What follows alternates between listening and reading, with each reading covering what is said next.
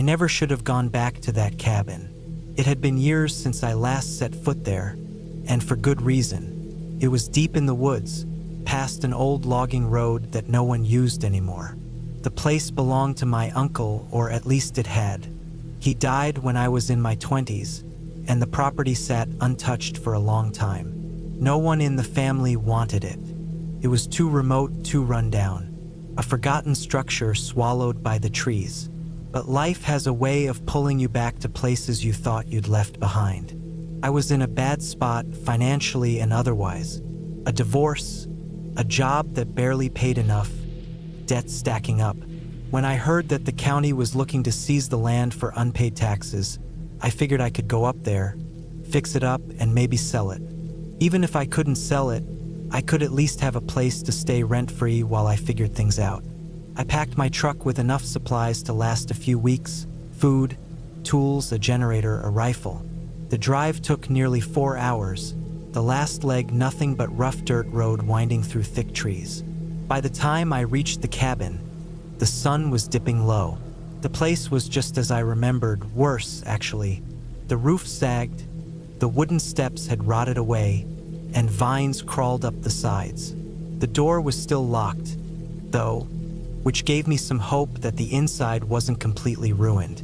I pried the door open, dust rising in thick clouds as I stepped inside. The air was stale, the scent of wood rot mixed with something else, something faint. I told myself it was just an animal smell. Maybe a raccoon had gotten in at some point. The first couple of days were uneventful. I cleaned, patched up the worst of the roof, set up my generator. Nights were quiet, aside from the usual sounds of the forest.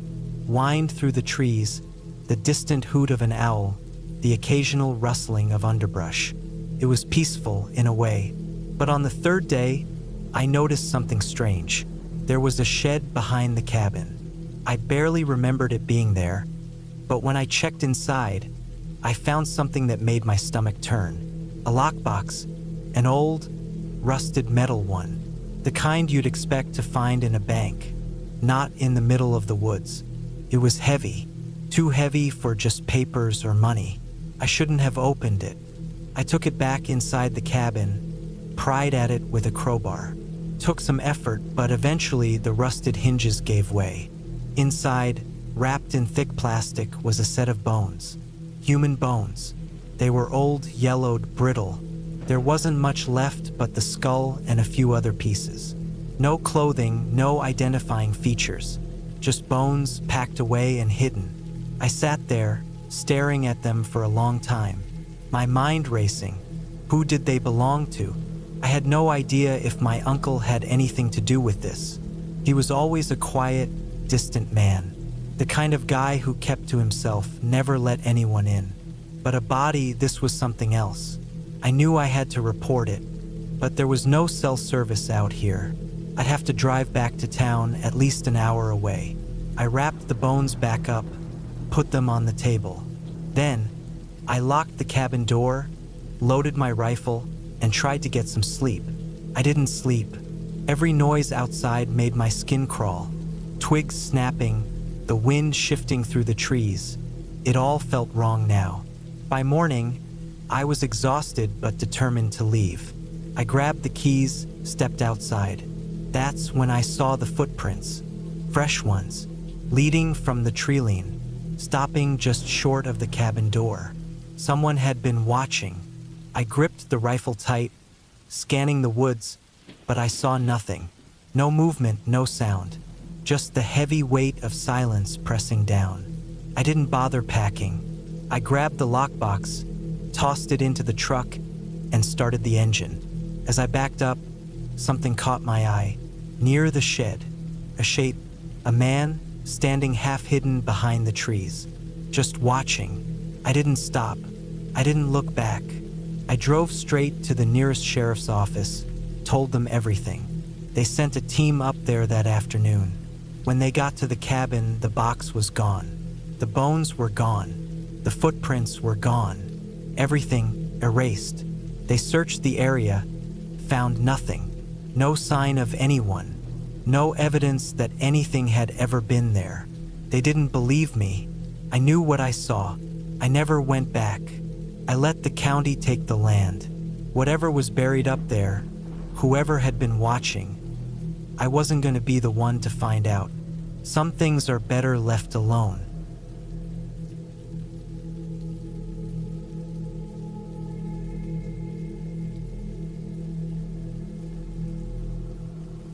I retired earlier than most, not because I wanted to, but because my body had given up on me.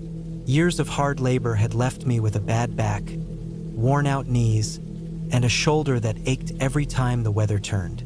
I had spent most of my life working in construction, waking up before the sun, hauling materials, hammering, drilling, lifting, day in and day out. I had no family left, no wife, no kids, just me. So when I finally called it quits, I took what little savings I had and bought a small cabin deep in the woods of northern Montana. It was a place meant for peace and quiet. No neighbors, no traffic, just trees, hills, and a long, winding river nearby. The cabin itself was old but solid. It had one bedroom, a small kitchen, and a wood stove for heat. There was no electricity, but I had a generator for when I needed it. Water came from a well, and I kept a rifle by the door for whatever might come wandering through. It was everything I needed, or so I thought. First, life was simple. I spent my mornings chopping wood, fixing small things around the cabin, and setting up a routine. I would fish in the river, cook my meals over an open fire, and enjoy the silence. It was a good life. Then little things started happening. I'd wake up to find my tools moved. Not stolen, just not where I had left them. My axe, which I always leaned against the stump outside, would be lying on the ground. The water bucket by the well would be tipped over. At first, I blamed the wind, maybe some animal. I tried not to think too much about it. But then, I started hearing noises at night. Not the usual sounds of the woods, the rustling of leaves, the occasional coyote in the distance, but something else. Footsteps. Slow, deliberate steps moving around the cabin. I would sit up in bed, listening, holding my breath, my hand gripping the rifle. But when I looked outside, there was nothing. No tracks, no sign of anything. Just the trees swaying in the wind. It got worse. One morning, I woke up to find deep scratches on my front door. Not claw marks from an animal.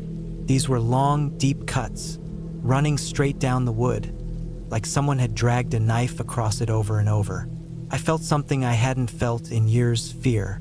I spent the day reinforcing the door, adding a second lock, checking the rifle more times than I needed to. That night, the noises came again. Only this time, they were closer, louder.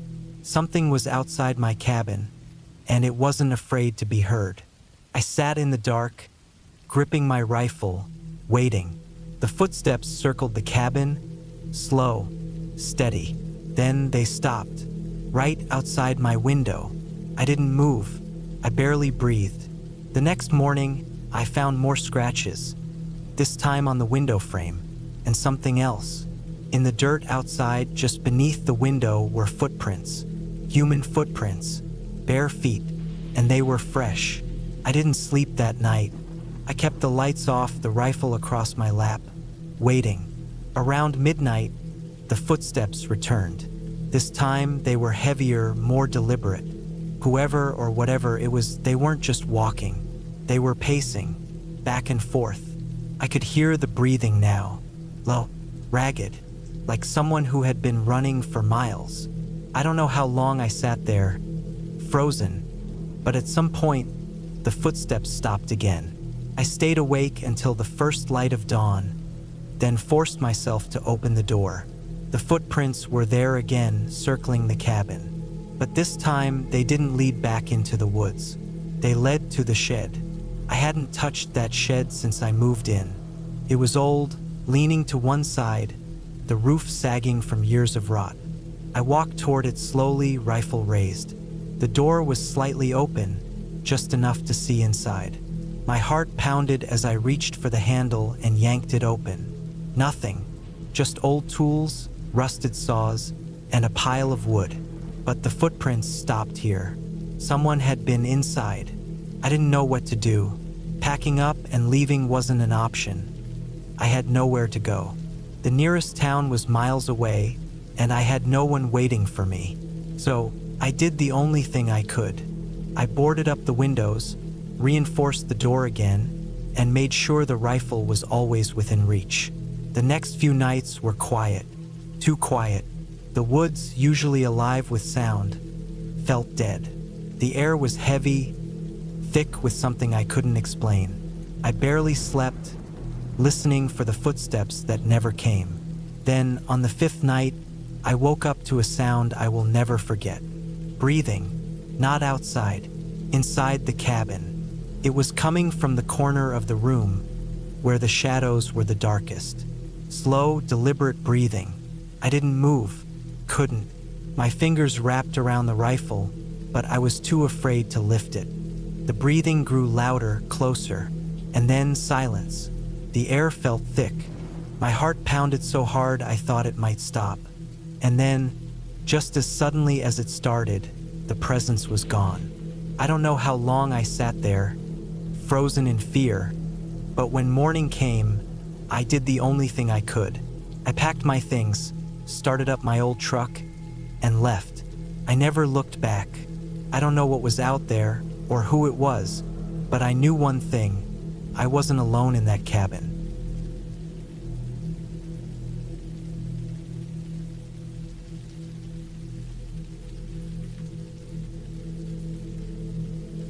It wasn't the kind of job I expected to take, but I needed the money.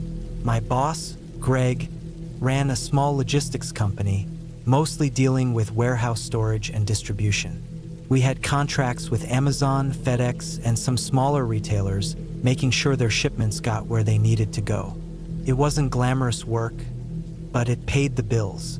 That week, Greg pulled me aside and told me about a new assignment. A remote Amazon facility, deep in the forests of Washington, needed someone to check on a storage unit, one of the newer ones, built far away from the usual routes. The company had stopped receiving updates from the automated systems there. No tracking logs, no delivery confirmations, just silence. My job was to go out, inspect the unit, and report back. I didn't question it much. It wasn't the first time something like this had happened. Sometimes remote systems went offline, either due to bad weather, animal interference, or just poor maintenance. It was part of the job. The facility wasn't technically owned by Amazon. It was one of those third-party logistics hubs, contracted out. Not many people knew about them. They existed off the grid in places where land was cheap, where few people would question their presence. Greg handed me a folder with some basic instructions. I'd be driving a company truck out to the site, about 5 hours away from Seattle. The facility itself wasn't much, just a reinforced storage unit, some security fencing, and a cabin where the site managers occasionally stayed when they visited. There wasn't supposed to be anyone there now, but Greg assured me that if I needed to stay the night, the cabin would have supplies. I left early in the morning, driving through misty roads as the city faded behind me. The further I went, the quieter it got. After a while, there was nothing but forest on either side, thick trees blocking out the sky. The road turned from asphalt to gravel, then to packed dirt.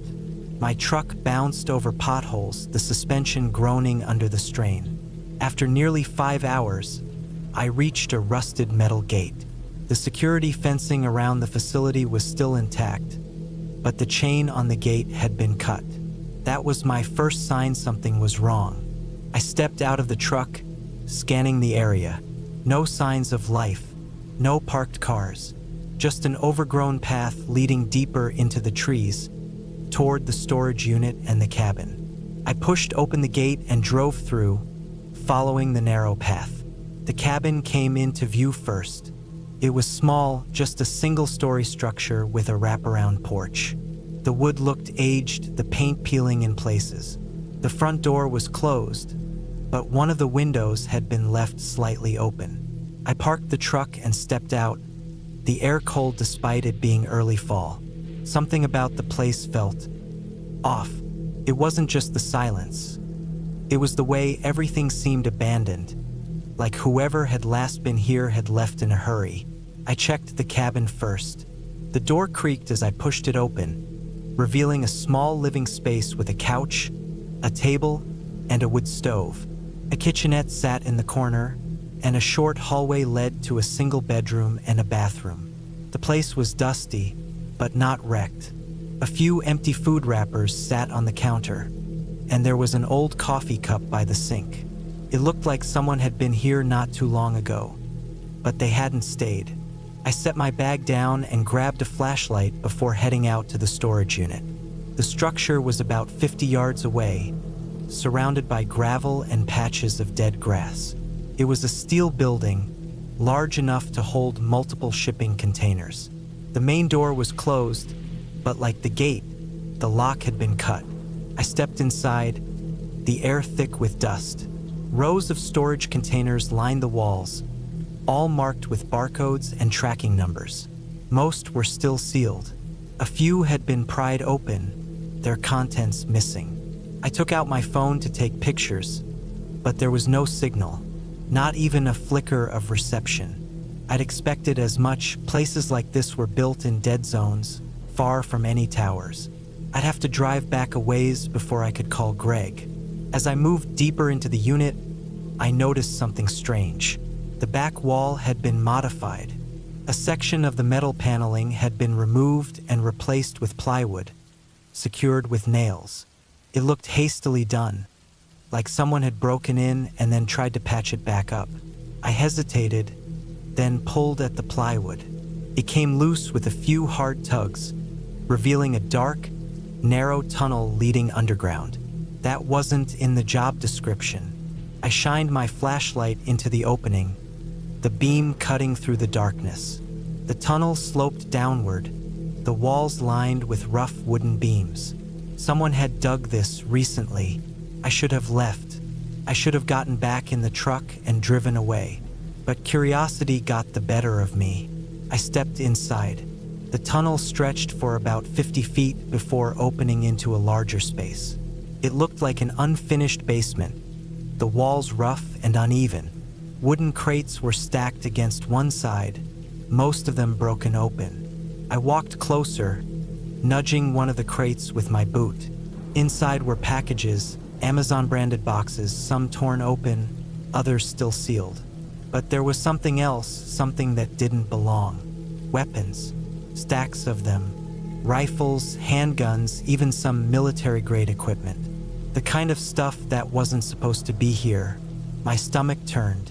This wasn't a simple storage facility. It was a front for something else. Something illegal. I turned to leave, but then I heard it. A sound from above. Footsteps. Someone was in the storage unit. I killed my flashlight and pressed myself against the wall, heart pounding. The footsteps were slow, deliberate. Whoever it was, they weren't in a hurry. I listened, barely breathing. The footsteps stopped near the tunnel entrance. Then, a voice low, barely more than a whisper. I couldn't make out the words, but I knew what they meant. Someone had found my truck. Someone knew I was here. I needed to move. Now, I crept along the wall, scanning for another way out.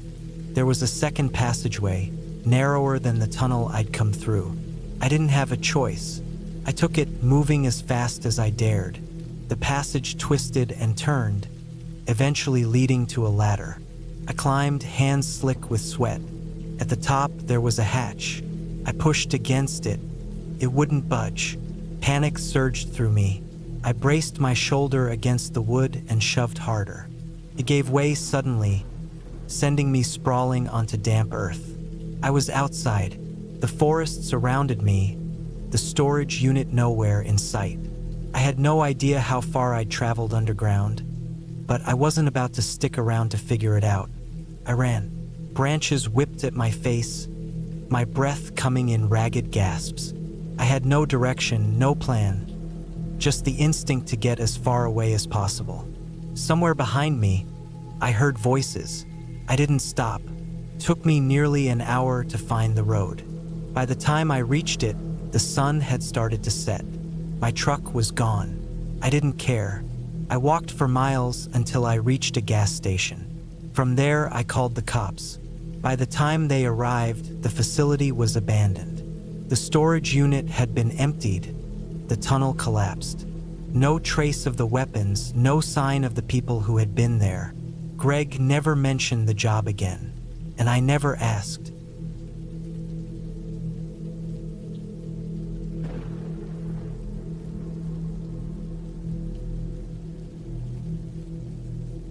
I had been staying in the cabin for nearly a week, and by the last night, I was more than ready to leave.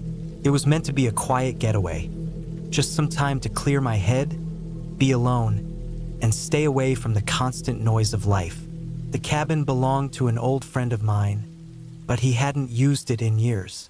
It was tucked away deep in the woods, far from the nearest road, with no cell service and no electricity apart from a generator that barely worked. The place had been abandoned for long enough that it had an unsettling, forgotten feel to it. I had spent the past few days chopping wood, hiking, and just sitting by the fire, letting the quiet of the place settle into me. But something had been bothering me the entire time. The feeling, something small, something I couldn't quite name. The first night, I brushed it off as just getting used to being alone. The second night, I started noticing little things. Branches broken in ways they shouldn't have been. The feeling of being watched when I went outside at night. By the third night, I was locking the doors earlier than usual. By the last night, I couldn't shake the feeling that something wasn't right. It had rained earlier in the evening, and the wet ground made everything quieter than usual. The trees didn't rustle, and the night was still heavy with moisture. I had started the evening like any other, lighting a fire in the wood stove, heating up some canned food, and settling into a chair with a book. But something felt different. Maybe it was because I knew I was leaving the next morning. Maybe it was because the cabin felt just a little bit darker than usual. Or maybe it was because, for the first time since I'd arrived, I was sure I wasn't alone. The feeling started subtly. I kept glancing up from my book, expecting to see something outside the window. My skin felt tight, my body alert in a way that I couldn't explain. Every sound outside seemed too sharp, too deliberate. The creaking of the trees, the occasional rustling in the underbrush. It all felt off. I told myself I was imagining things, but the feeling didn't go away. I tried to focus on my book, but I wasn't reading anymore. My eyes moved over the words, but my mind was stuck on the uneasy silence outside. The fire crackled softly, the only real sound in the cabin. I shifted in my chair, listening. Then I heard it, a single, deliberate footstep on the wet ground outside. I froze. The sound was unmistakable. Not an animal, not a branch falling. A footstep, slow, careful, close. I didn't move. My breath felt loud in my own ears, and I strained to hear over the pounding of my heartbeat. I told myself it could be a deer, maybe a bear, but deep down I knew better.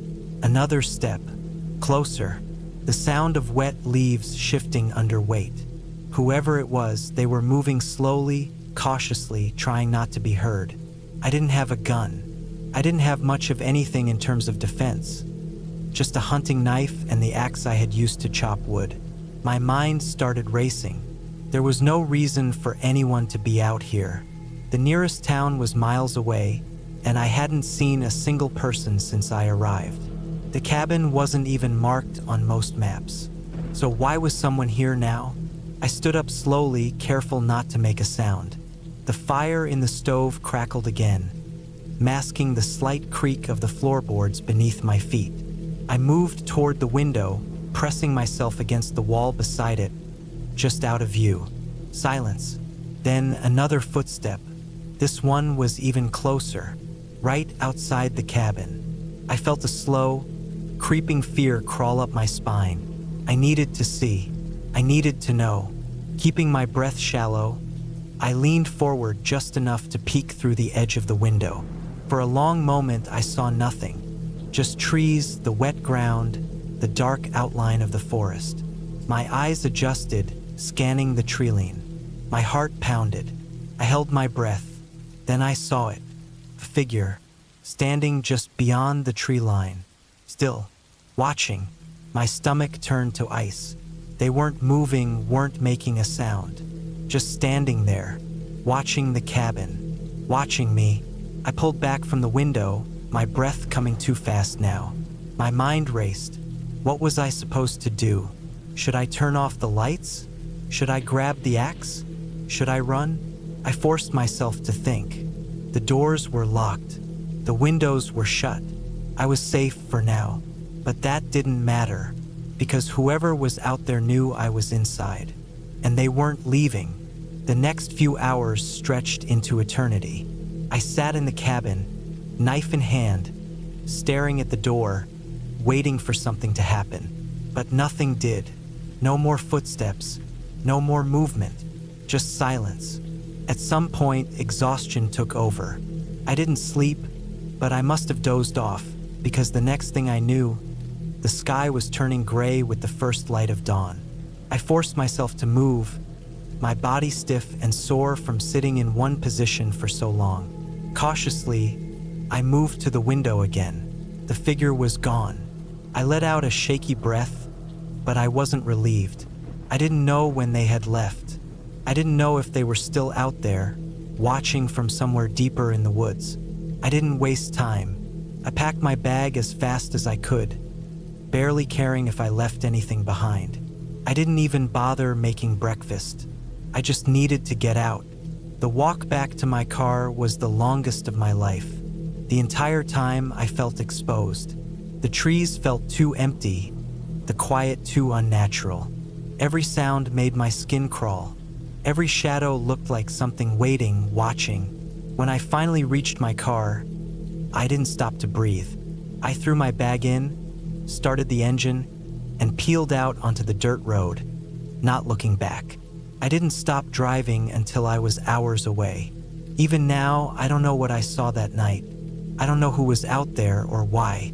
I don't know how long they had been watching. But I know one thing for certain. I will never go back to that cabin. And I will never spend another night alone in the woods again.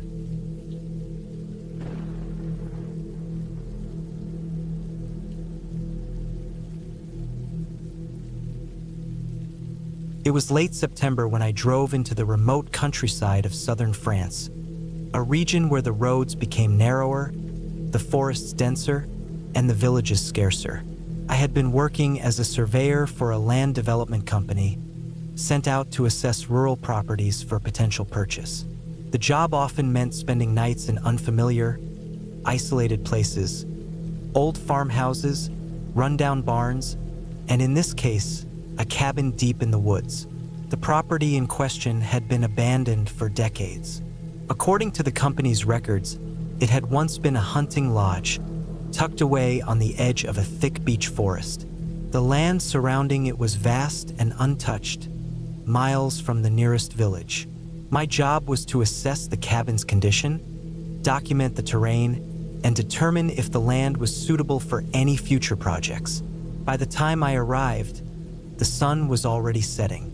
The final stretch of the journey had been slow, the dirt road riddled with potholes, overgrown with weeds.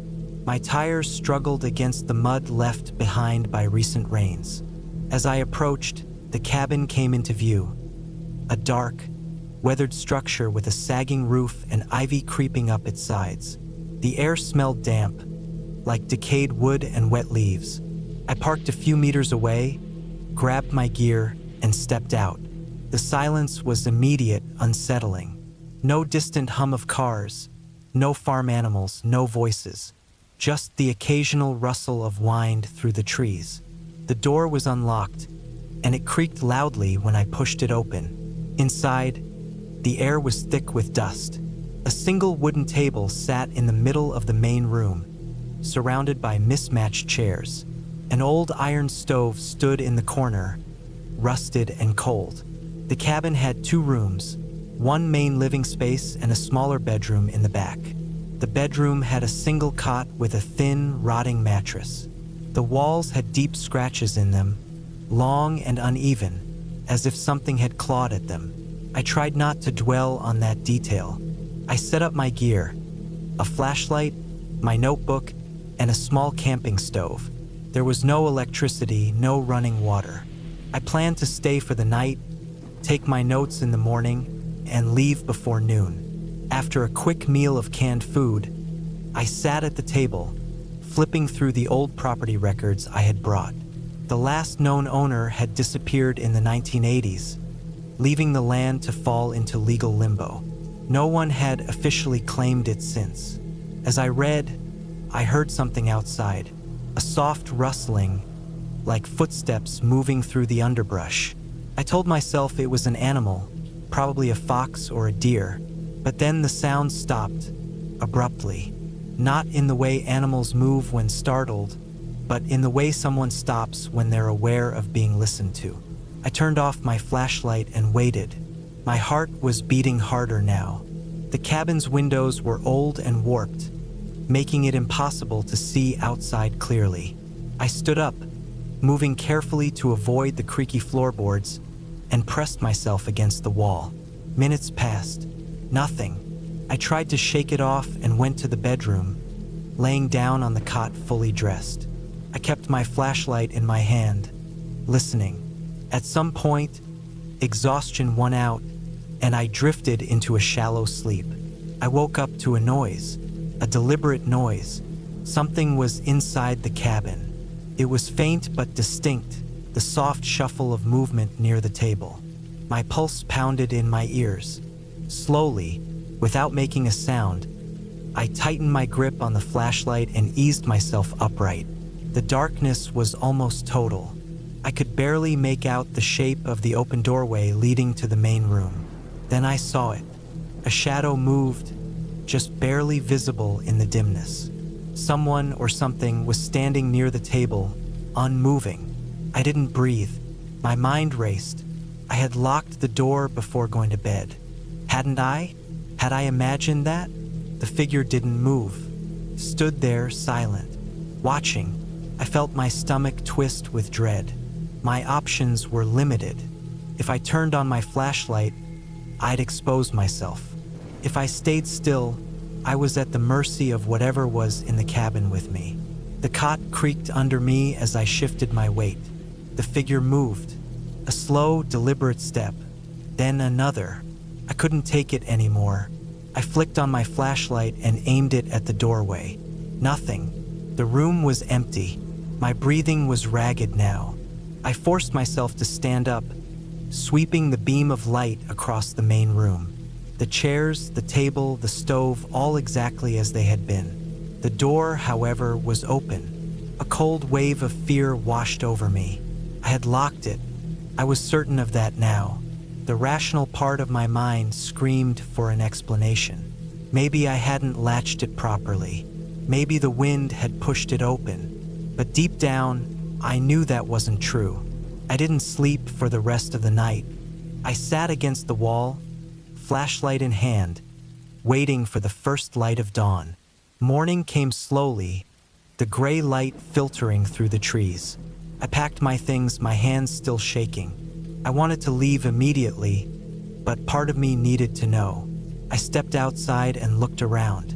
The ground was damp with dew, the underbrush thick. Then I saw them, footprints, bare feet, leading from the trees to my cabin door. But there were no tracks leading away. I stood there, the morning air thick and silent around me. My skin crawled. I had no explanation for what had happened, and I didn't want one. I left, driving faster than I should have down the narrow dirt road. I didn't look back. I never returned to that cabin. Whatever was there, whoever had stood in the darkness with me that night, I wasn't going to find out, and I wasn't going to give them another chance. That was over a year ago. The company ended up selling the property to another buyer, someone who probably never even visited before signing the paperwork. I still think about it sometimes. the figure in the dark, the footprints that had appeared but never left. There was something in those woods, something that watched, that waited.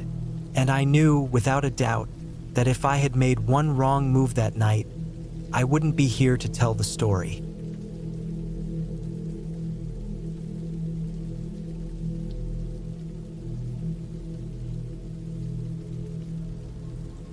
I was 36 when I decided to take a break from everything. My life had been moving too fast, and I needed to slow down. Too much work, too many people, too much noise. I thought a few weeks in the woods would help me clear my head. A buddy of mine, Tom, had a cabin deep in the Appalachian Mountains. He used it for hunting, but he hadn't been there in years. When I told him I needed to get away, he tossed me the keys and told me I could use it as long as I wanted. It sounded perfect. No cell service, no people, just miles of trees and quiet. The drive took most of the day. I left early in the morning and reached the base of the mountains by mid-afternoon. From there, the roads turned into narrow gravel paths, twisting up into the hills. The further I went, the rougher the roads got. By the time I reached the final stretch, it was nothing more than a dirt path with deep tire ruts cutting through the mud. I hadn't seen another car in over an hour when I finally spotted the cabin. It was tucked into a clearing, surrounded by tall pines that blocked out most of the light. The place was old but solid, wooden walls, a slanted tin roof, a front porch with a single rocking chair. A stack of firewood was piled up against the side, though most of the logs were damp from the recent rain. I parked beside the cabin and stepped out. The air smelled fresh, damp earth, pine needles, the sharp bite of cold air. The silence was almost too much at first. Back home, I was used to the constant hum of traffic, voices, sirens in the distance. Out here, it was nothing but the wind moving through the trees. I unlocked the front door and stepped inside. The cabin was just as I expected. Small, simple, everything made of wood. There was a stone fireplace in the center, a worn-out couch pushed against the wall, a tiny kitchen in the corner, a single bedroom and a bathroom in the back. It wasn't much, but it was enough. I spent the first hour unpacking and getting settled. I brought enough food and supplies to last me a few weeks. After stacking some firewood inside, I lit a fire in the fireplace. The warmth helped chase away the damp chill that clung to the walls. By the time night fell, I was exhausted. The long drive, the unpacking, the quiet, it all hit me at once. I turned in early, lying in bed and listening to the wind outside. The first night was uneventful. The second night was not. I woke up in the middle of the night to a noise outside. At first, I thought it was the wind, but as I listened, I realized it was something else. A steady, rhythmic sound. Crunch, crunch, crunch. Asterisk, asterisk footsteps. Slow, deliberate, moving through the trees just outside the cabin. I lay there, completely still, my heart hammering in my chest. I tried to tell myself it was just an animal, a deer, a bear, something harmless. But deep down, I knew better. The footsteps stopped near the front porch. I strained my ears, listening. Nothing, just silence. Then a soft creak, the sound of wood bending under weight. Someone, or something, had just stepped onto the porch. I stayed in bed, barely breathing. My mind raced through the possibilities. A hunter passing through? A lost hiker? Or something else? Minutes passed. Nothing happened. No knock. No voice. Just the quiet, endless night pressing in around me. After what felt like an eternity, I forced myself out of bed. I moved slowly, careful not to make any noise.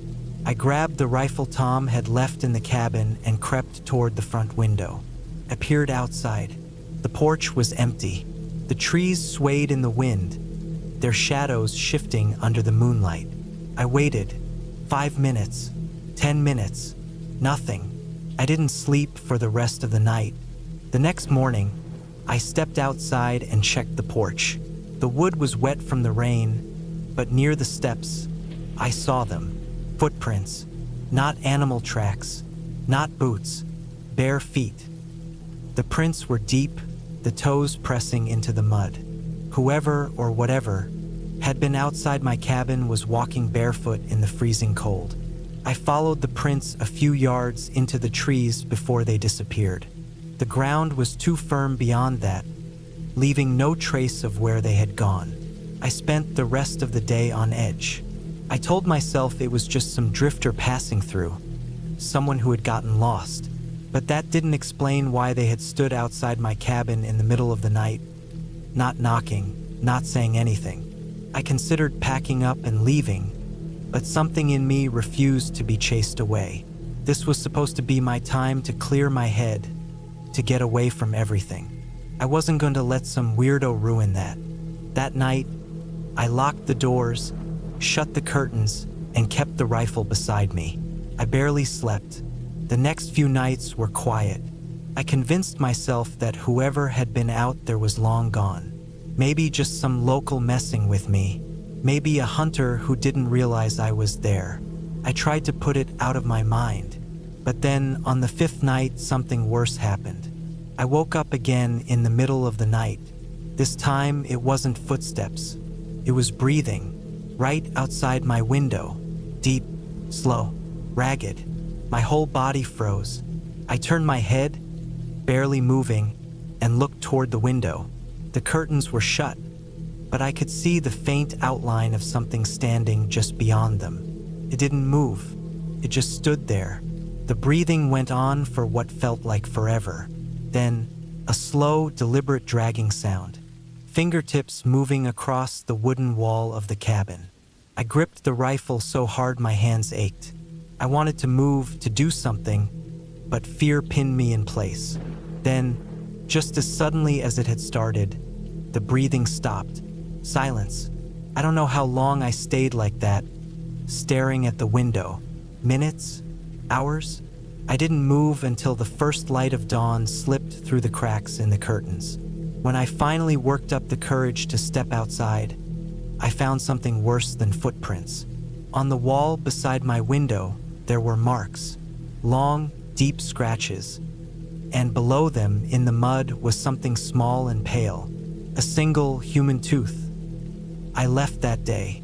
I packed up my things, threw everything into my truck, and drove out of there without looking back. I never told Tom what happened, never told anyone. I don't know who or what was out there. I don't want to know. All I know is this: somewhere deep in those woods, there's someone who walks barefoot in the night, watching, waiting, and I was just lucky enough to leave before they decided to come inside.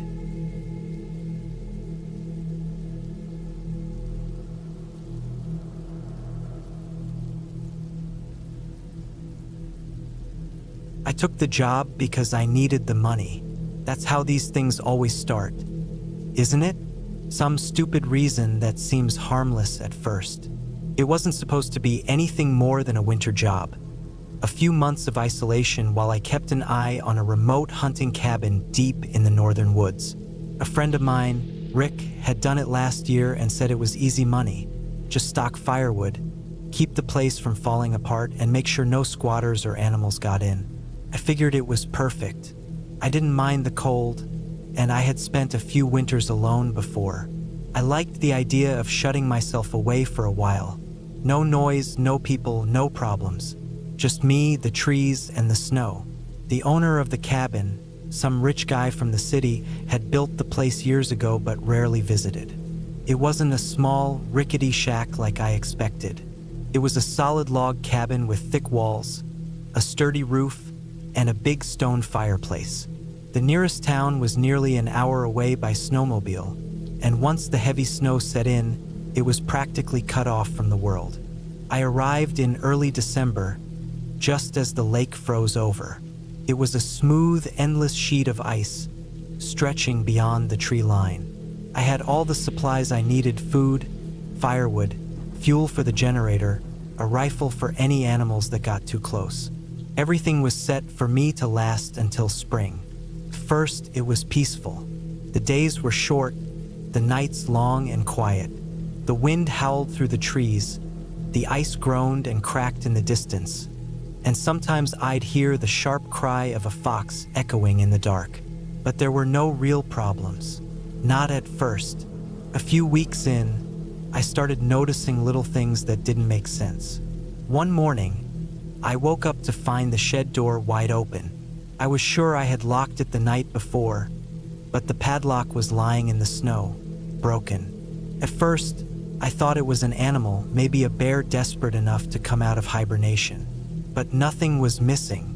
No tracks around the shed except mine. Another time, I went to fetch some firewood and saw footprints leading away from the cabin. They weren't mine. They were fresh, only half covered by the falling snow. But they didn't make sense. There was only one set, heading away from the cabin toward the frozen lake. Not back.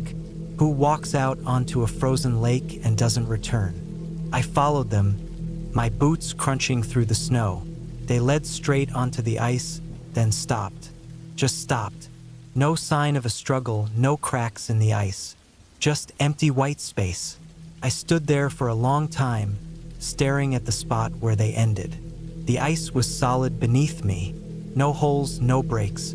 I told myself it had to be the wind, blowing the snow over the rest of the tracks. But deep down, I didn't believe that. The sounds changed after that. At night, I started hearing things outside the cabin. Not animals, not the wind, something else.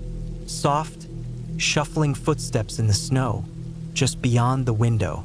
A creaking sound, like weight shifting on the wooden porch. Once, late at night, I heard something scrape against the cabin wall. A long, slow dragging sound, just outside my bedroom. I lay there in the dark, heart pounding, gripping the rifle beside me. I didn't move until the sun came up. When I finally went outside to check, there were no tracks, just smooth, untouched snow. By mid-January, I was barely sleeping. Every time I closed my eyes, I imagined something standing outside, staring through the window. One evening, just before sunset, I caught a glimpse of something between the trees. A shape, person. I grabbed the rifle and stepped out onto the porch. "Hey!" I shouted, my voice swallowed by the cold. "Who's there?" No answer. I walked toward the tree line, my boots sinking into the deep snow. The sun was low, casting long shadows. I kept moving, my breath coming in short, sharp gasps. Nothing. Then, just as I was about to turn back, I saw them. More footprints, leading into the woods. I followed them, gripping the rifle tighter. The trees closed in around me, the light fading fast. My breath was loud in my ears. The tracks were deep, fresh. Someone had been here watching me. Then, up ahead, I saw something hanging from a low branch. A piece of cloth. Torn, frozen stiff. Dark with something. Blood? I turned and ran. I didn't stop until I was back inside the cabin. The door locked, the rifle in my lap. By February, I knew I wasn't alone out there. Someone was watching me, moving through the trees, waiting. The last night, the storm hit. The wind screamed against the walls, the snow falling so thick I couldn't see more than a few feet outside. I sat by the fire, listening, waiting. Then, around midnight, I heard it. The front door handle rattled. I stood up, rifle in hand, heart hammering. Another rattle. Slow. Testing. Then silence. I moved toward the door, every muscle tensed. A loud thud against the wood. I nearly pulled the trigger right there. Then another thud. And another. I backed away. The window beside the door was dark. Nothing but swirling snow outside. Then something pressed against the glass. A face, pale, eyes dark, sunken, staring at me. I didn't think. I raised the rifle and fired. The glass shattered, snow rushing in. By the time I got the lantern and checked outside, there was nothing. No body, just wind and snow. But the footprints were still there, leading away, not back. I didn't wait for sunrise. I packed what I could, strapped on my snowshoes, and left. I didn't care about the job, about the money. I just needed to get out. The trail back to town was almost invisible under the fresh snow, but I pushed forward, my body numb, my mind racing. I didn't stop, didn't look back. I reached town by noon, half frozen, half mad. I never went back to that cabin. A few weeks later, I heard it had burned down. No one knew how. I didn't ask. I didn't want to know. I just knew I'd never step foot in those woods again.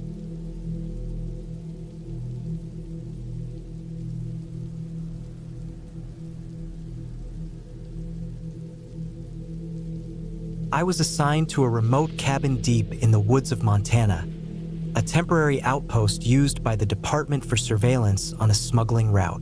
It wasn't my first time working a solo shift in the middle of nowhere, but something about this particular detail didn't sit right with me from the moment I arrived. The department's reasoning was simple. There had been reports of illegal activity, drugs, stolen weapons, maybe even human trafficking being funneled through the backcountry. The roads were few, the land was vast, and the remoteness provided the perfect cover for criminals. The department had long suspected a route that cut through the hills, avoiding main highways and sticking close to old logging trails. This cabin was supposed to be a perfect vantage point to monitor movement along those trails. My job was to watch and report. Simple. The cabin itself was nothing impressive. A single-story wooden structure, probably built decades ago, meant for rangers or hunters before the department took it over. There was no running water, just an old well out back. Power came from a loud, unpredictable generator. The inside was sparsely furnished. One bed, a small table, a wood stove, and a radio that barely picked up a signal. There was no internet, no cell service, and the nearest town was about a 40-minute drive down a winding dirt road. I arrived in the late afternoon, the sun already dipping low behind the trees. The moment I stepped out of my truck, I felt it, that heavy, oppressive quiet that only deep woods can create.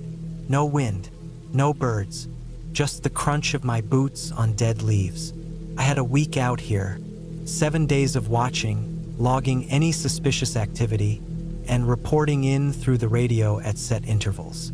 Simple in theory. The first night was uneventful. I made a round of the area, flashlight in hand, checking for signs of recent activity. There was nothing, no fresh tire tracks, no footprints, no signs that anyone had been through here in weeks. Inside, I locked the door, set my rifle near the bed, and tried to get some rest. The generator hummed outside, the only real noise breaking up the stillness. Sometime around midnight, I woke up. Something felt off. I stayed still, listening. The generator was still running. The trees outside swayed just slightly in the wind. I sat up slowly, reaching for my flashlight. The feeling didn't go away. I got up, checked the door, still locked. I stepped to the window, looking out at the dark tree-line. Nothing, but that feeling, that weight pressing against me, stayed. I tried to push it aside, telling myself it was just the isolation messing with my head. I'd spent nights alone in the woods before, and it always played tricks on you. But something was different this time. The next day, I started logging my usual reports. Nothing out of the ordinary. No movement on the trails. I spent hours watching, scanning the hills through binoculars, waiting for something, anything. But it was just trees and silence. On the third day, things changed. It was late afternoon, the sun casting long shadows across the clearing around the cabin. I had stepped outside to stretch my legs when I saw it. Tracks. Fresh boot prints in the dirt near the tree-line. They hadn't been there before. I crouched down, studying them. They were deep, meaning whoever made them was carrying weight. The stride was wide.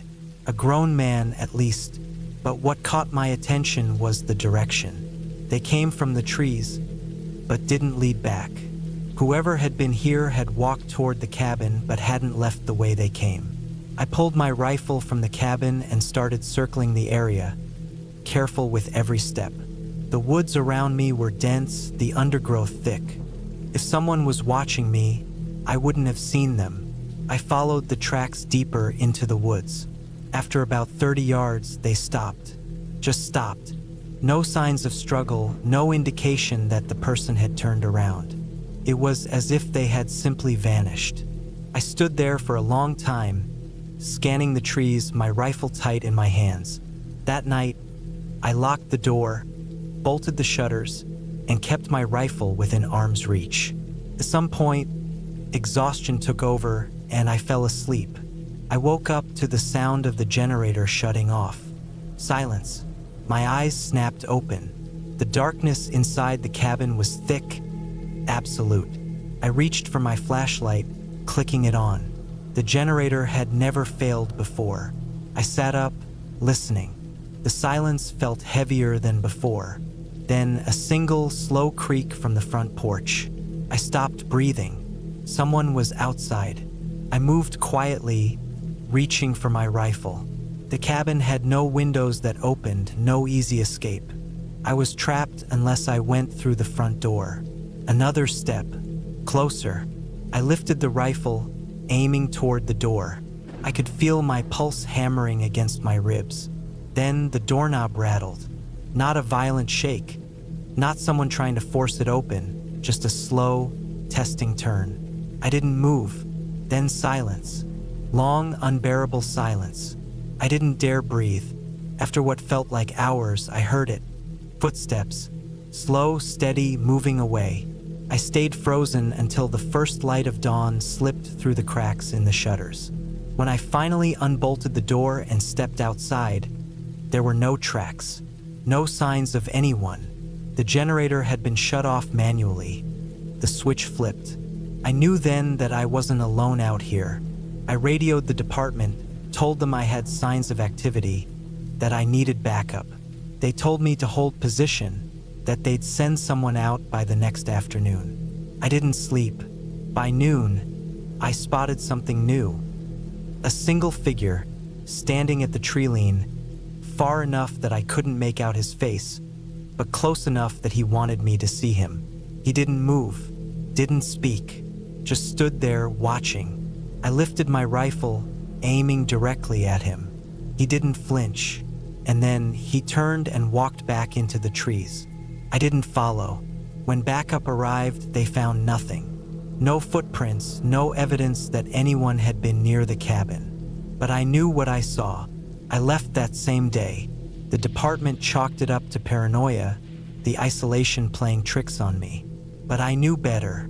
Someone was out there, watching, waiting, and he knew that I knew.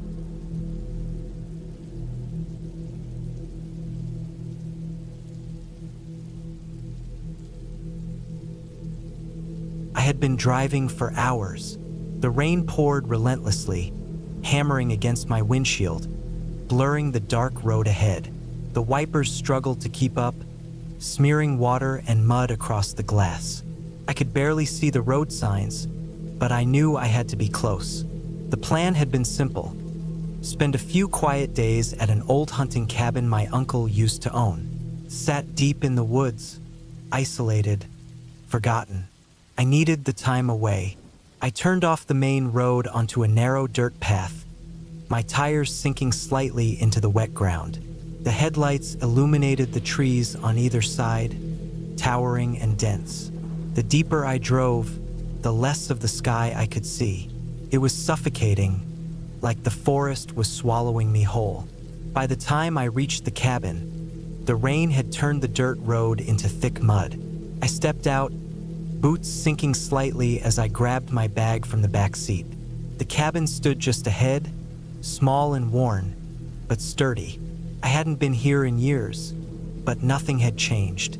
The wood was aged, darkened by time, the single window covered by an old curtain. I fumbled with the key, my fingers numb from the cold.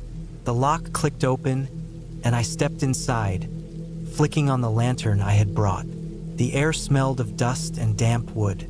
The furniture was covered with sheets, untouched for years. The rain drummed against the roof, a steady, hollow sound that filled the silence. I set my bag down near the small wooden table. There was no electricity, just an old wood stove in the corner, the kind that took time to heat up. I started a fire, letting the warmth spread through the space. It was small, just a single room with a bed pushed against the far wall, a battered dresser beside it. A hunting rifle leaned against the corner, left behind from the last trip. I sat down on the bed, exhausted. My clothes were damp, sticking to my skin. I peeled off my jacket, rubbing my arms to chase away the chill.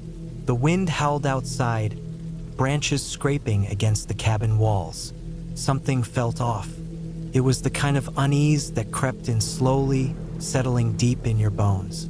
Maybe it was just the isolation, the overwhelming silence of the woods. But there was something else. I tried to shake it off, convincing myself I was being paranoid. The first night passed slowly. I barely slept. Every sound outside seemed too loud, too close. Branches breaking. Footsteps? No, probably just an animal. I told myself that over and over. By morning, the rain had let up, but the sky remained dark, heavy with more storms to come. I stepped outside, stretching, trying to clear my head. The forest smelled damp, rich with the scent of wet earth. I took a deep breath. Then I saw them. Footprints, fresh, deep in the mud. They weren't mine. I stared at them, my heart pounding in my chest. They led toward the cabin, right up to my door. Then they stopped. No tracks leading away. Someone had been here, watching. I swallowed hard, my mouth dry. I turned, scanning the trees, searching for movement. Nothing, just the stillness of the woods. But I could feel it now, that thick, suffocating presence. Someone was out there. I hurried back inside, locking the door. My hands shook as I checked the rifle. Loaded. I kept it close, my eyes darting to the window. The curtain was thin, barely hiding the inside from view. I hated that. The day dragged on. Every creak of the cabin made my skin crawl. I didn't go outside again. By nightfall, the rain had returned. The wind picked up, rattling the loose boards. The fire burned low, casting flickering shadows across the walls. Then I heard it. A single, deliberate knock. Not the wind, not a branch. Someone was at the door. I froze, gripping the rifle tight. My breath came shallow, my ears straining. Another knock, louder this time. Whoever was out there wasn't in a hurry. I didn't move, didn't make a sound. The knocking stopped. Silence stretched thick and long. Then slow, dragging footsteps, circling the cabin. My fingers clenched around the gun, my pulse hammering in my ears. Something pressed against the window. I couldn't see them, but I knew they were there, breathing, watching. I stayed still, waiting. The presence lingered for what felt like hours. Then, just as suddenly, it was gone. I didn't sleep. I sat with my back against the wall, the rifle resting on my lap. The storm raged on outside, drowning out any other sounds. By dawn, I forced myself to move. The moment I stepped outside, I knew I wasn't alone. The footprints were back. More of them this time, and something else. A knife stuck into the wooden door frame. A warning. I didn't stay. I threw my bag into the truck, my hands shaking as I turned the key. The engine sputtered to life, tires slipping in the mud as I backed away. I didn't look back. I didn't stop driving until I was miles away, the cabin disappearing into the storm. I never went back.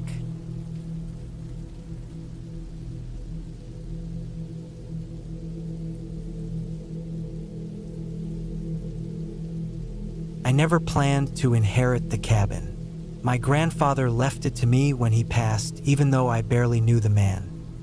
He'd lived alone for years, out in the deep woods of Montana, where the trees stretched for miles and the nearest neighbor was a solid hour's drive away.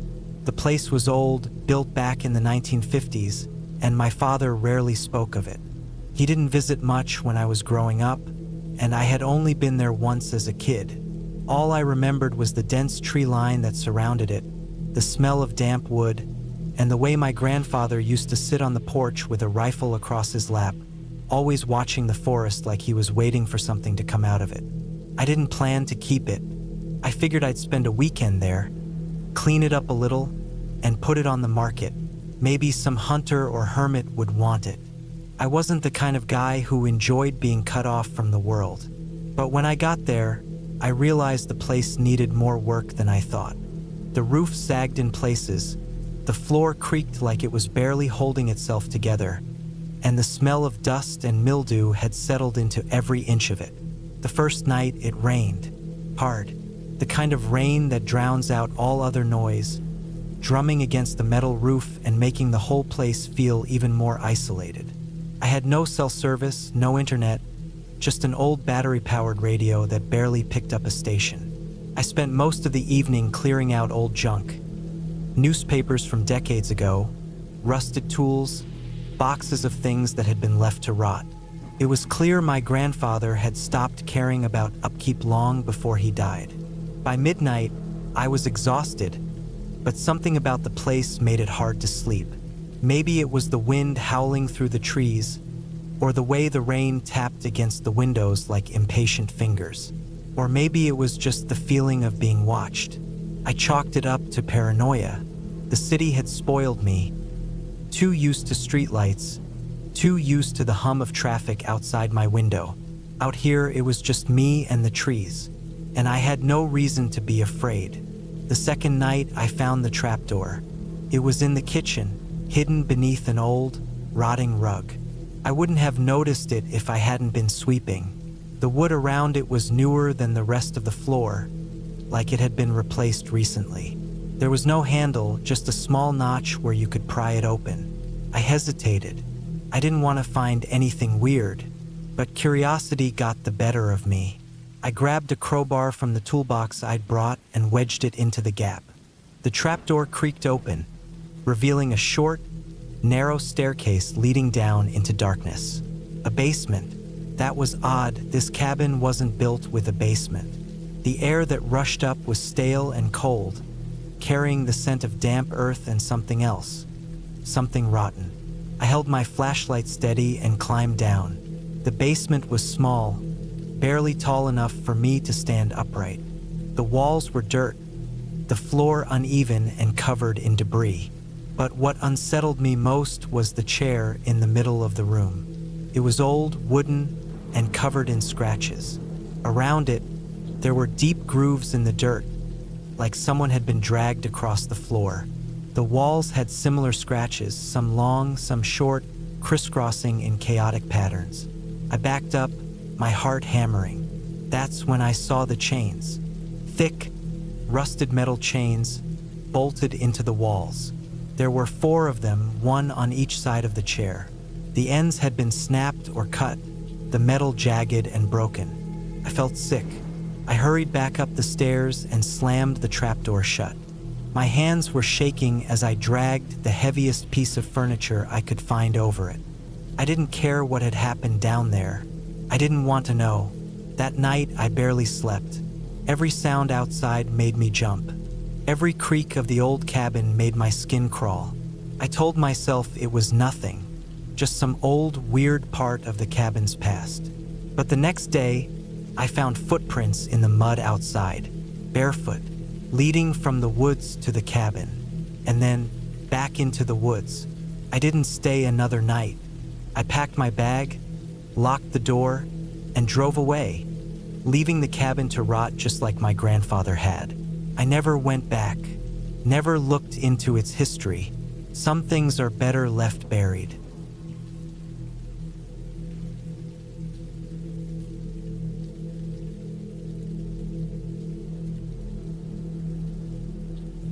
It was the middle of October when my cousin Jeremy called me up about his cabin. He'd inherited it a couple of years back from our uncle, but he never really used it.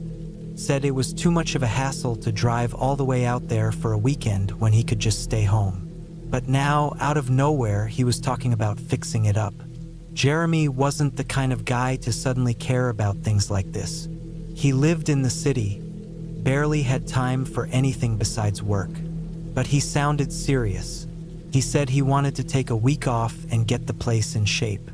"You should come with me," he said. "It'll be like old times." I thought about it for a second. The cabin was deep in the woods, about a 3-hour drive from the nearest town. I hadn't been there in years, not since we were kids. Back then, it was just some old hunting cabin our uncle used on and off. I didn't remember much about it except that it was small, cold, and always felt like it was falling apart. But Jeremy had a way of talking people into things, so I said yes. We left early on a Saturday morning. The drive was quiet, long stretches of empty highway and old logging roads. Jeremy had packed everything we'd need: tools, food, water, a generator. The plan was to stay a few nights, clean up, and maybe fix some things if we had time. By the time we got there, the sun was already starting to set. The cabin looked worse than I remembered. The wood was dark and weathered, the roof sagging a little. It sat at the edge of a clearing, surrounded by thick forest. There were no other cabins nearby, no roads leading to anything but more trees. Jeremy parked the truck, and we got to work unloading. It was colder than I expected. The air smelled like damp wood and pine needles, and somewhere in the distance, I could hear the faint rush of a river. The first thing we did was check inside. The door creaked when we pushed it open. It smelled musty, like old wood and something else. Something stale. Dust covered everything. The furniture was just as we'd left it years ago. An old table in the center of the room, a wood stove against one wall, a small cot in the corner. Jeremy started unpacking while I checked the back room. There were 2 more cots, an old shelf full of random junk, and a window that looked out into the trees. The glass was streaked with grime, but I could still see the forest stretching out into the darkness. It didn't take long for the feeling to set in, that quiet, creeping unease. I told myself it was just the isolation. We weren't used to being this far from everything. No cell service, no lights besides the ones we brought. Just the dark and the silence and the endless stretch of trees. We got the generator running and made some food. Sat at the old table, eating in near silence. It was cold inside, colder than it should have been. Even with the fire going, I could feel the chill creeping in. Jeremy didn't seem to notice. He was talking about fixing the roof, maybe replacing the old door. He sounded excited, but I wasn't really listening. I kept glancing at the windows, at the dark outside. I had that feeling in my gut, the kind you get when someone's watching you. But there was no one out there. That first night, I barely slept. I could hear every little noise outside, the wind in the trees, the creak of the cabin settling. At some point, I heard something else, a dull, rhythmic sound, like footsteps, slow, deliberate. They stopped just outside the cabin. I held my breath, listened. Nothing, just the wind. Eventually, I convinced myself it was an animal. A deer, maybe, something moving through the trees. But when I finally drifted off, I had the worst dreams. I was outside, standing in the clearing, looking at the cabin. The door was open, swinging slightly. I could see inside, but it was too dark. Something was in there, watching me. I could feel it. Then I woke up. The room was freezing. The fire had died down, but that didn't explain the cold. I sat up, listening. Jeremy was asleep across the room. The generator hummed outside. Everything was quiet, but that feeling was still there. I lay back down and waited for morning. The next day, we started working on the cabin. We fixed a broken window, cleared out some old junk.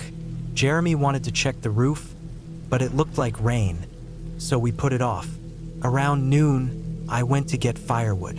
There was a small shed out back, half collapsed, filled with old rotting logs. I started sorting through them when I noticed something. Footprints. They weren't ours. They were spaced too far apart, like someone had been walking slowly, deliberately. They circled the cabin. I followed them around to the front, then into the trees. They disappeared a few yards in.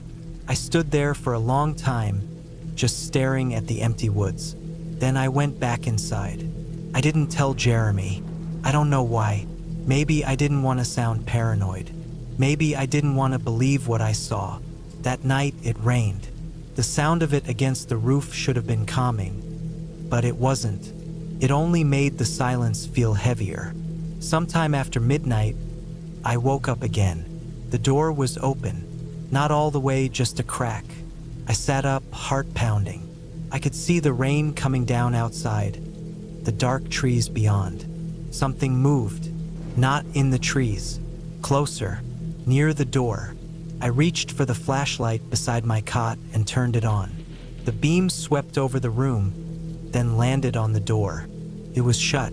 I swore it had been open. I got up, checked the lock. It was still latched. I told myself I was imagining things. Maybe the wind had made it creak. I went back to bed, but I didn't sleep. By the fourth day, I wanted to leave. Jeremy still wanted to stay, finish fixing things up, but I could see it in his face. He felt it too. Something was wrong with this place. We packed up that afternoon, loaded the truck, locked up the cabin. As we were leaving, I looked back one last time. There was someone standing at the edge of the trees, not moving, just watching. I didn't say anything. I just got in the truck and drove. We didn't talk about it. Not then, not after, but neither of us ever went back to that cabin. And I never stopped thinking about the footprints, or the open door, or the thing standing in the trees, watching, waiting.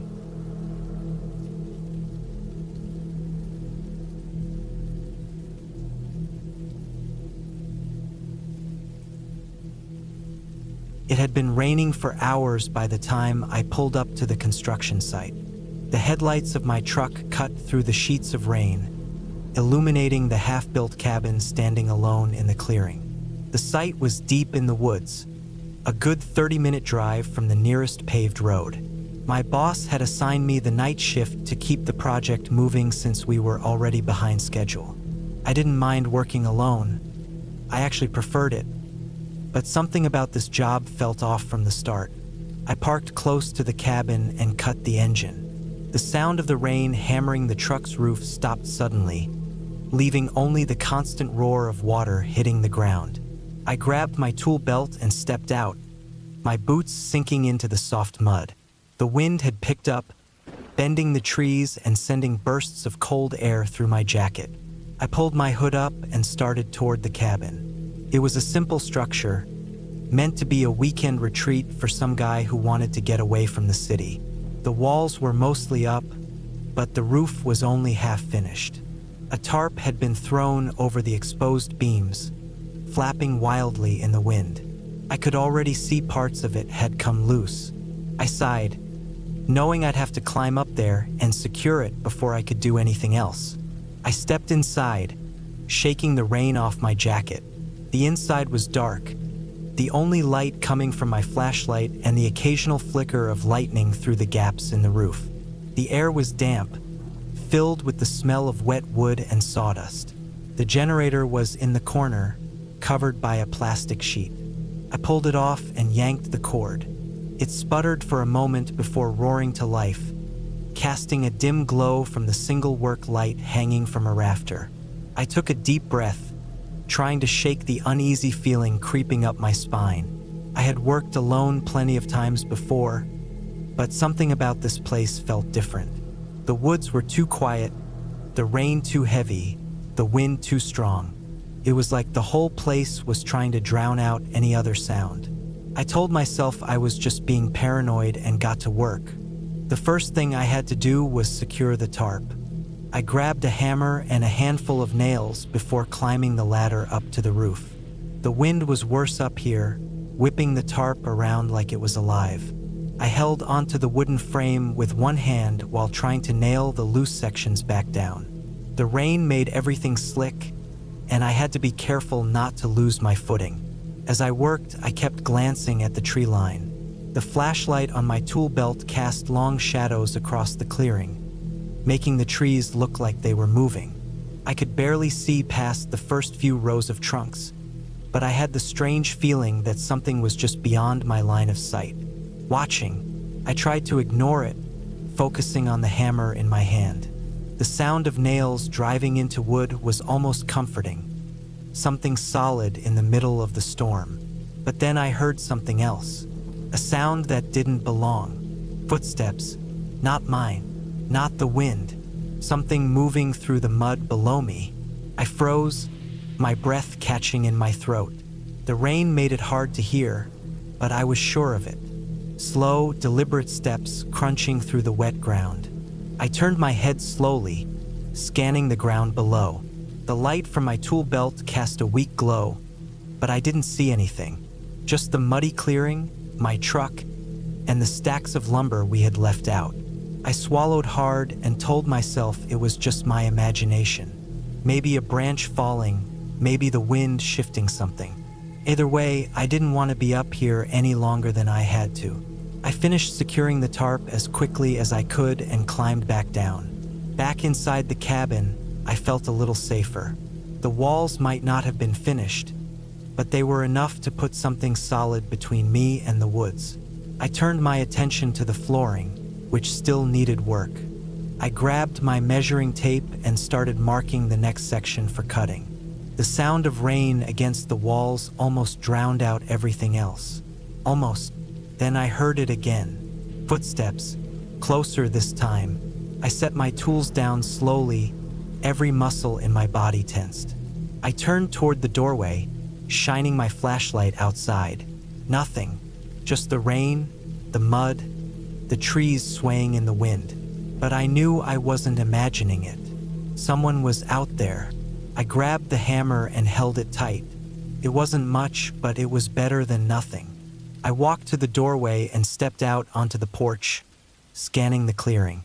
My truck was still there, untouched. The stacks of lumber hadn't been moved. Then I saw them, footprints, fresh ones in the mud, leading from the tree line to the side of the cabin. I felt my stomach drop. I wasn't alone. I followed the footprints with my flashlight, my heart pounding. They led around the side of the cabin, disappearing into the darkness. The rain was already washing them away, but they had been there. Someone had walked right up to the cabin. I clenched my jaw and took a slow step back. I had a decision to make. Stay here and keep working, pretending I didn't see anything, or get in my truck and leave. But something told me it wouldn't be that easy. I turned back toward the cabin, and that's when I noticed it. The generator. It was off.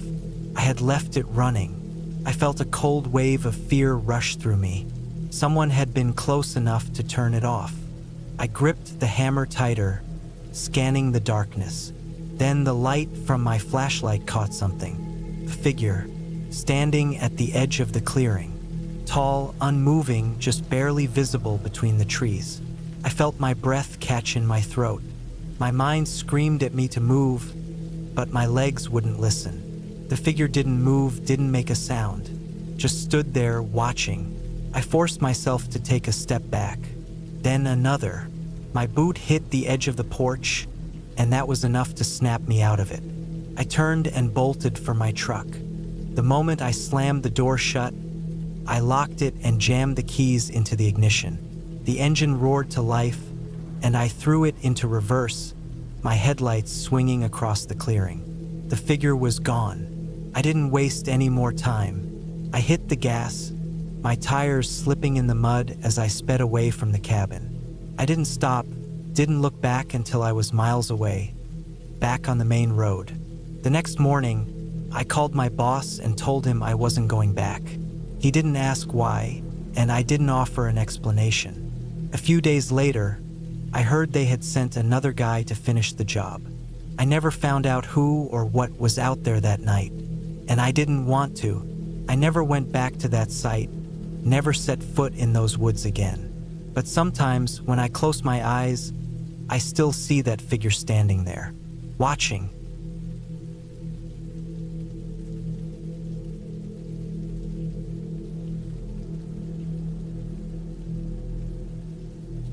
The road was empty, stretching out in front of me like an old scar on the land.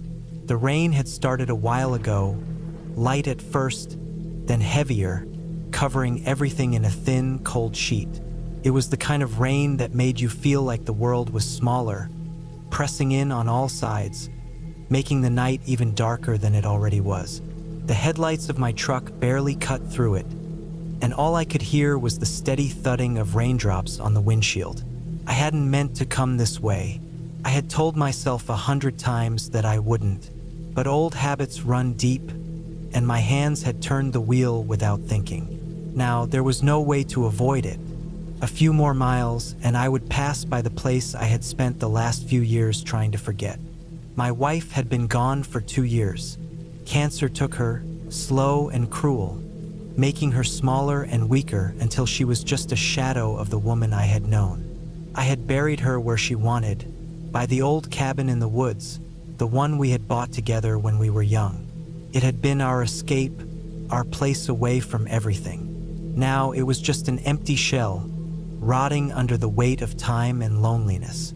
I had stayed there for a while after she was gone, trying to hold on to something, anything, but the silence was too loud, the emptiness too real. So I left. I moved far away, took a job that kept me busy, and told myself I would never go back. But here I was, driving straight toward it. The road leading to the cabin was barely a road at all, just dirt and gravel, lined with trees that had grown wild over the years. I slowed down as I turned onto it, the truck's tires crunching against the wet ground. It felt like stepping into another world, one I wasn't sure I wanted to enter. The graveyard was just up ahead, a small clearing where the land dipped low between the trees. I had dug the grave myself, right next to the cabin, where she could rest in the place she loved most. I had marked it with a simple stone, her name carved into it with my own hands. The rain made it hard to see, but I knew it was there, waiting for me. I pulled the truck to a stop, killing the engine.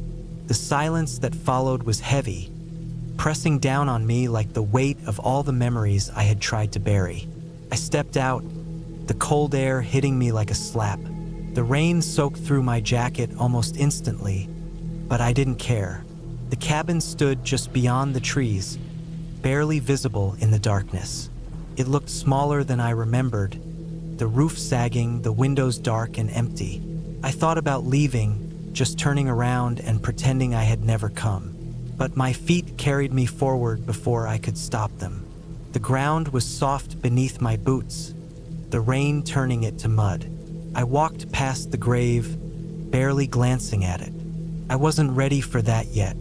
Instead, I focused on the cabin, on the door that hung slightly open, swaying with the wind. That wasn't right. I had locked it before I left. I told myself it was nothing, the wind, maybe an animal.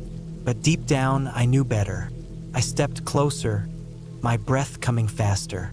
The air smelled of wet wood and old decay. The porch creaked under my weight as I climbed the steps. I hesitated for just a second before pushing the door open. It swung inward with a groan, revealing the darkness inside. I didn't have a flashlight, but my eyes adjusted quickly. The cabin was exactly as I had left it. Dust-covered furniture, a few old pictures still hanging on the walls. But something felt wrong. The air was too still, too quiet, like the whole place was holding its breath.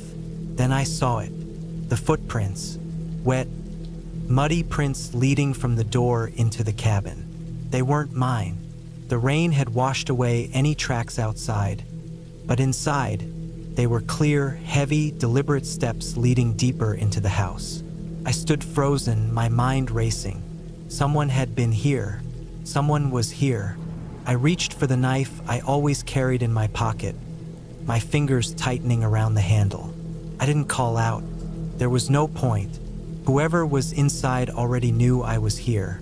I followed the prints, my boots barely making a sound on the old wooden floor. They led toward the back room, the one we had used as a bedroom. The door was open just a crack, the darkness inside feeling heavier than the rest of the cabin. I pushed it open slowly.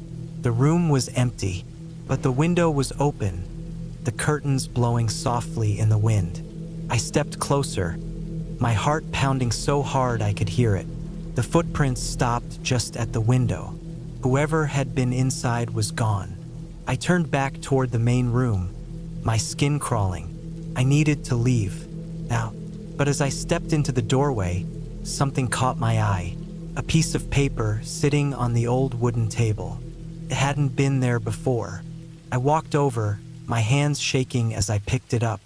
The paper was damp, the ink smudged, but I could still read the words. Asterisk, I see you. The air left my lungs. I dropped the note like it had burned me, my whole body going cold. I turned, moving fast, my boots slipping on the wet floor.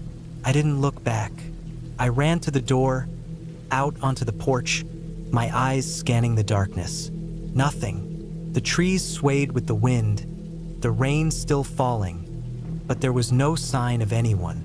I forced myself to move to get to my truck. My hands fumbled with the keys, my breath coming in sharp gasps. The engine roared to life, and I threw it into reverse, the tires spinning against the muddy ground. As I pulled away, my eyes flicked to the graveyard one last time, and that's when I saw him, figure, standing just beyond the trees, watching me. I couldn't see his face, couldn't tell who he was, but he was there, motionless, his head tilted just slightly. I didn't stop. I didn't slow down. I drove until the cabin was nothing but a memory in my rearview mirror. I never went back. The land was sold a few months later, the new owners tearing the cabin down, clearing the trees. I never found out who had been inside that night.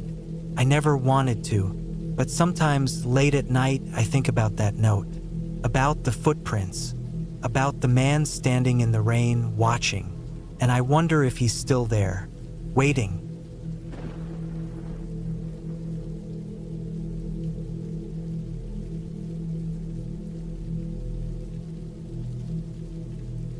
I was in my late 30s when I found myself in a remote part of Northumberland, working on a restoration project for an old hunting cabin deep in the woods. It was early November, and the cold had settled in, bringing with it a dampness that clung to everything. The days were short, the nights long, and the isolation was something I had welcomed at first. The cabin had been abandoned for years, and my job was to bring it back to a livable state. It sat alone at the edge of a thick forest, a good 20-minute drive from the nearest village. The road leading up to it was nothing more than a dirt path, uneven and riddled with potholes. I had taken the job for the money, but also because I enjoyed the quiet. After years of city life, the idea of being out in nature had been appealing. I had brought enough supplies to last me 2 weeks at a time: canned food, bottled water, tools, a generator for power. The cabin itself was in rough shape. The wooden walls were damp, the roof needed patching, and the inside smelled of rot. My first few days were spent clearing debris, replacing floorboards, and fixing broken windows. The work was hard, but it kept me busy. It was on the 4th night that I first noticed something was off. I had been working late, hammering down loose planks when I heard something outside. At first, I thought it was an animal, a fox or badger rummaging through the underbrush, but the sound wasn't right. It was slow, deliberate. Footsteps. I turned off my lantern and moved toward the window. The trees outside swayed in the wind, their bare branches scratching against one another. The moon cast long shadows over the clearing in front of the cabin, but I saw nothing unusual. Still, the feeling that someone was out there lingered. I forced myself to brush it off. It was probably just the wind playing tricks on me. But as the night stretched on, the unease didn't fade. I kept thinking about those footsteps, how deliberate they had sounded. The next morning, I stepped outside and scanned the ground for tracks. The earth was soft from the rain the night before, but I found nothing. No footprints, no signs of disturbance. I told myself I was being paranoid, that isolation was making me hear things. The week went by in a blur of work. I repaired the walls, reinforced the door, cleaned out years of dust and decay. Each night, I would sit by the wood stove, eating from a tin of beans, listening to the wind howl through the trees. But I never truly felt alone. On the 8th night, I saw her. I had stepped outside to relieve myself when I noticed movement near the tree-line. At first, I thought it was just the wind again, the way the branches swayed. But then I saw her, a figure standing among the trees, partially hidden by the darkness. She was tall and thin, wearing a long, tattered coat that looked soaked from the damp night air. Her hair hung in tangled strands over her face. She wasn't moving, just standing there, watching. A chill ran through me. I felt frozen in place, my breath visible in the cold air. Every instinct in my body told me to go back inside, lock the door, and pretend I hadn't seen her. But I couldn't look away. I don't know how long I stood there, staring at her. Could have been seconds, or it could have been minutes. Then, slowly, she turned and walked deeper into the woods, disappearing into the darkness. I barely slept that night. Every creak of the cabin, every rustle of the wind outside put me on edge. I kept thinking about that woman, about the way she had just stood there, watching. Why hadn't she said anything? Why was she out here miles from anywhere? The next morning, I searched the area where she had been standing. The ground was damp and soft, but there were no footprints, no signs that anyone had been there. I tried to rationalize it. Maybe she was lost. Maybe she was a drifter passing through. But something about her had felt wrong. The way she stood there, silent. The way she left without a word. That night, I locked the doors, barricaded them with furniture. I wasn't going to take any chances. But just past midnight, I heard something outside. Footsteps, slow, deliberate, coming closer. I held my breath, heart pounding in my chest. The footsteps stopped just outside the door. For a long moment, there was only silence. Then, a soft scraping sound, like fingers dragging against the wood. I gripped the handle of my hammer, every muscle in my body tense. I wanted to shout, to scare her off, but my throat felt tight. I couldn't move. The scraping stopped. A long, heavy silence followed. Then the footsteps started again, moving away this time, fading into the night. I didn't sleep at all. I sat in the dark, gripping my hammer, waiting for the sound to return. But it never did. The first light, I packed my things. The cabin wasn't finished, but I didn't care. I wasn't staying another night. I loaded my truck and drove out of there, not stopping until I reached the village. I told myself I was being foolish, that it was probably just some vagrant passing through. But deep down, I knew better. There was something off about that woman. The way she had just stood there. The way she had come back in the night. I never went back to that cabin. The owner called me weeks later, asking why I had abandoned the project. I didn't tell him the truth. I just said something had come up, that I couldn't finish the job. He didn't seem surprised. "You're not the first," he said. "Others have left too." I didn't ask for details. I didn't want to know. I've worked plenty of jobs in remote places since then, but I've never felt the same unease as I did in that cabin. Sometimes, when I close my eyes at night, I still see her, standing at the edge of the trees, watching,